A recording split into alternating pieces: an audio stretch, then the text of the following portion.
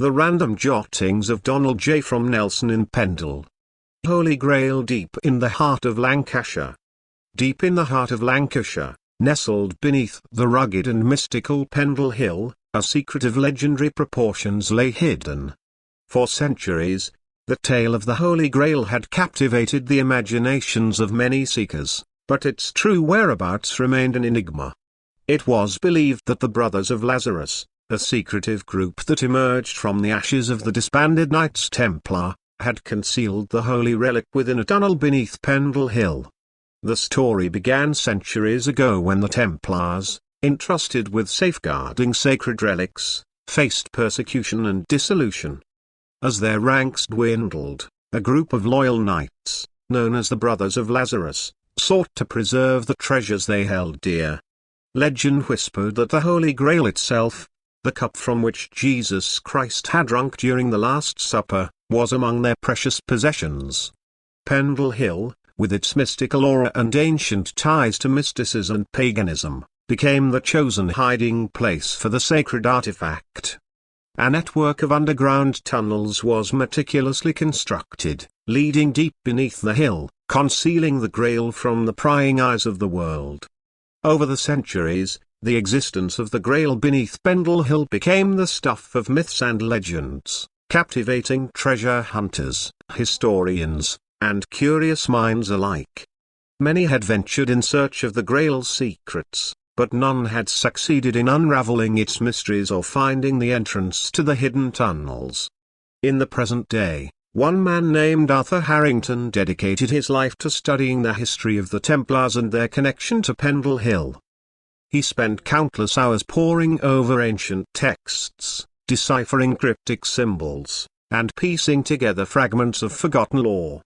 With unwavering determination, he believed he was on the verge of discovering the entrance to the fabled tunnels. One stormy evening, as lightning crashed and rain poured, Arthur stood before the imposing presence of Pendle Hill. Armed with a map, a lantern, and an indomitable spirit, he embarked on his quest to unearth the Grail.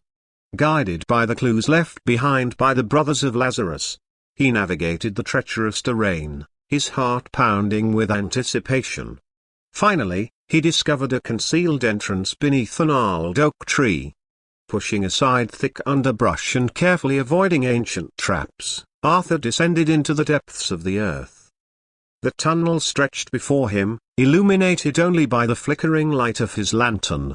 His footsteps echoed as he ventured deeper, overcoming obstacles with each step. After what felt like an eternity, Arthur reached a vast underground chamber. The air was heavy with anticipation as he scanned the dimly lit surroundings. And there, in the center of the chamber, upon an intricately carved stone pedestal, rested the Holy Grail. Its gleaming surface seemed to radiate an ethereal light, and a sense of awe washed over Arthur. As he approached the sacred relic, Arthur's hands trembled with reverence. He could feel the weight of history and the immense responsibility that came with finding the Grail. His mind swirled with thoughts of the power it held, the secrets it could unlock, and the potential impact it might have on the world. But in that solemn moment, Arthur realized that the true power of the Grail lay not in possessing it, but in the knowledge and enlightenment it symbolized. He made a choice to preserve its sanctity and keep its secrets from falling into the wrong hands. With great care, he closed his eyes and withdrew from the chamber, leaving the Grail undisturbed.